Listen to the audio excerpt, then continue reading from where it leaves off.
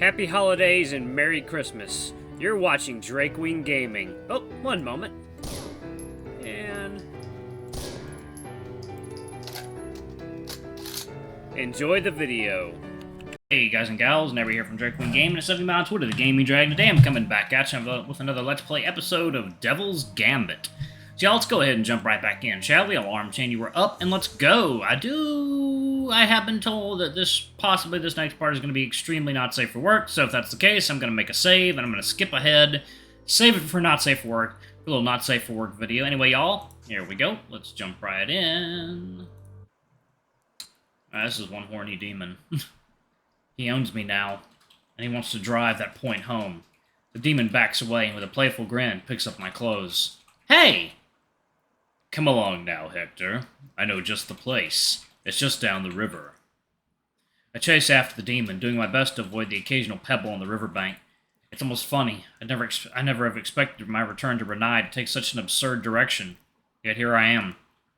Running naked in the middle of the woods, the torn-up grass left behind in my wake, the wind between my ears. It's almost enough to make one feel young again. I'm quickly losing sight of Ranskai. Wait! I search for his glow in the dark, but to no avail. My jog slows down to weary steps as I walk up to a large lake, the river's source apparently. And beside the river, dilapidated yet still standing tall, is a ruin. It's nothing like the ones I've seen so far. A collection of mounds and towering stones closing inwards, as though grasping for the lake. As I get closer, I see a series of rectangular stones lined up in front of the large structure, as though to complete the circle. Rain has worn their corners and edges down. Some are chipped, a few outright broken. Judging by the height, these are seats. This must be an amphitheater built by the same people who left the ruins in the valley. Not much grass is growing around here. Either somebody takes care of this place or it gets visitors every once in a while. Ranskai must be nearby. I smell him. Hello? Beyond the amphitheater, there is only endless darkness. My gaze returns to the stones. Out of the corner of my eye, I catch a pink glow. My first thought is that it's the demon, but no. There's a single glowing sigil in the far end of the pillar. Little by little, the glow spreads as more runes appear on it before it spreads to the others, and then the Devil of Renai finally appears before me.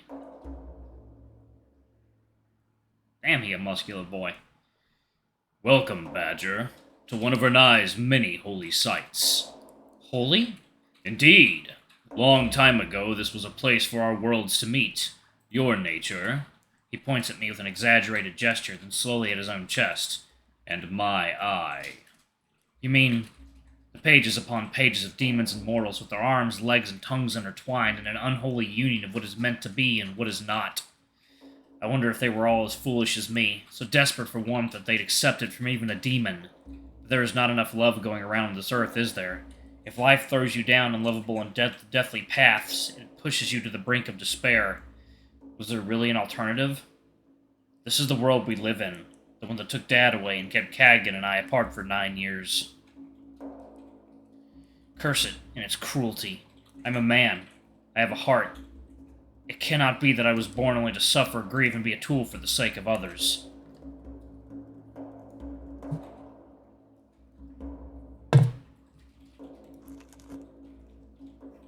Maybe they saw it too. Those people in the book must have reached the same conclusion, forsaken it as well. Let me, little... There we go. No. Just trying to justify your terrible decision, Hector. Surely you caught a hint of it when you were snooping around. Which reminds me, did you enjoy my art? In the blink of an eye, Ranskai, the sly shadow that he is, slips behind my back. I feel his hands on my belly, and my mind goes blank as his loincloth presses against my tail.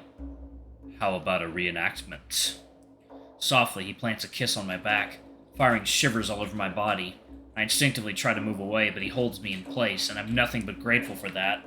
God, something that feels so right cannot possibly be so wrong. His claws suddenly digging into my sides make me squirm. Each kiss sets my nerves ablaze. His affection chips away at my barriers, reshaping me. Skittish, aren't you? From those words alone, I can hear the smile on his lips. Amidst the burning desire, there's something almost playful in him. I'm not used to this.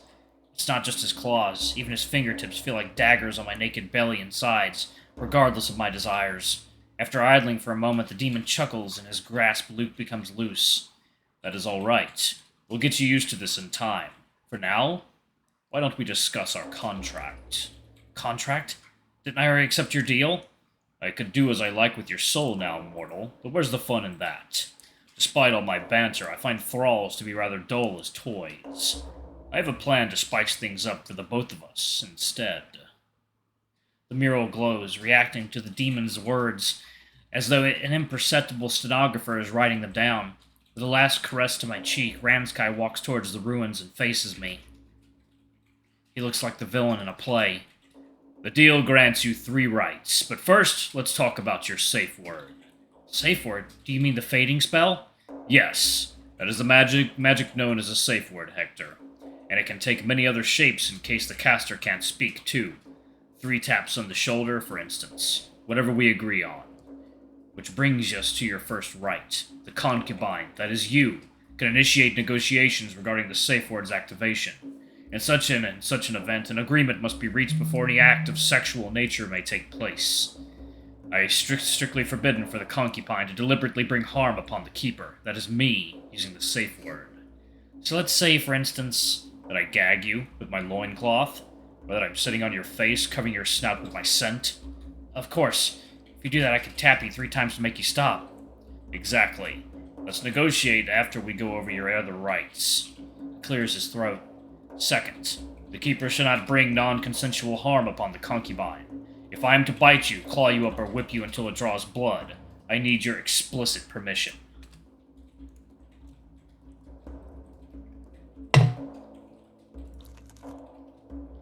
And you must have the courage, or the desperate burning desire, to bring forth the idea first.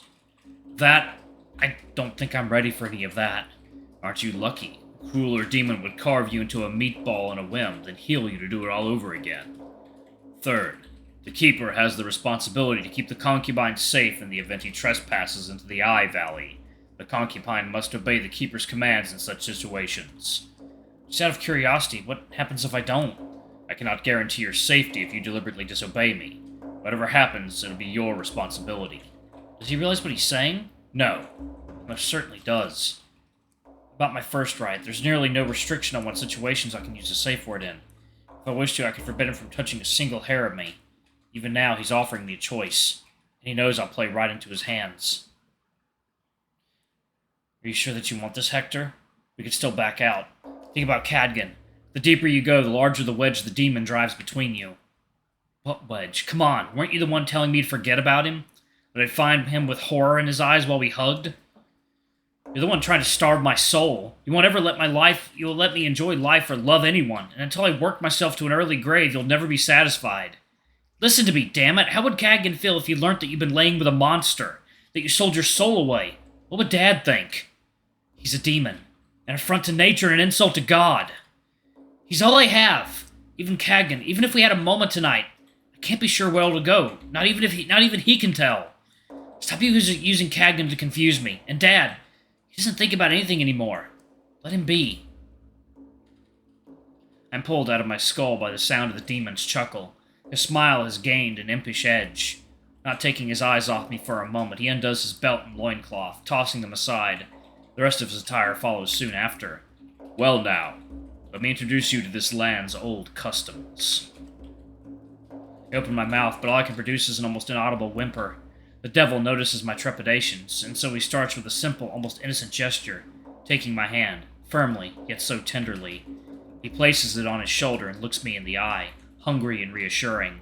Everything that ails me he will devour, but he won't stop there, won't he? Not until he's consumed all of me.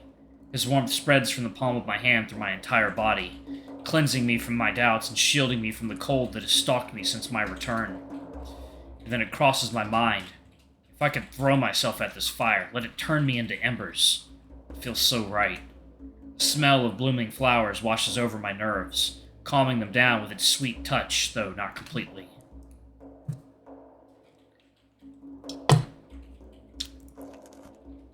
There's nothing ominous about the spirit grinning down at me. This warmth, the scent of 1,000 springs, the way his fingers caress me, it feels right and sacred. Ready? His tone carries a warning. There's no coming back from this.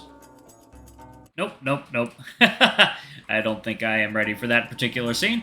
Let me save that part right there, y'all, and then I'm going to skip ahead. This is going to be the NSFW scene. So let's skip ahead, shall we? I'll be right back.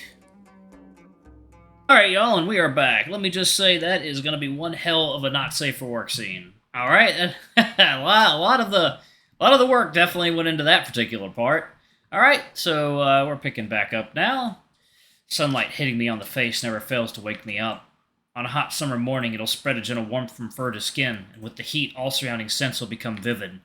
But even on a cloudy, rainy, or cold day, sunlight still forces me awake. Even if I haven't slept in days, even if I want to rest, my body is stubborn. I could close the curtains, but the single sliver of light sneaking in would be enough. If it weren't, the birds in Arwell and his patrons would begin their concert all at the same time as well. But today, it's almost as though I'm enveloped in sunlight, yet I rest. It's so warm and soft, but I feel heavy. My body doesn't want to leave the bed. If only I had a low-stakes job. Why couldn't Dad acquire a fascination with woodworking instead? Then at least there'd be no problem with closing shop for a day every once in a while. Staying for just another minute or two won't hurt. I can scarcely believe what happened last night. Despite my yearning for Cagan and the way other men would catch my eye every once in a while, I never gave my feelings much thought. It was hard to, with Dad drilling into me that I had to focus on my studies all the time. I know he would have wanted me to have a child, too. Somebody to pass down my knowledge to as he did to me. I figured I'd meet somebody to do that with eventually. Never tried thinking about what I wanted, though. But God, the way Ranskai talked to me last night, how he possessed me. Huh. Interesting. Alright, I think I'm actually going to pause it right there, y'all. Thank y'all so much for watching. Don't forget to like, comment, subscribe, ring that notification bell, and check out our Patreon and YouTube memberships if you can. It always helps. Anyway, I love you all, and I'll see y'all in the next video. Bye-bye!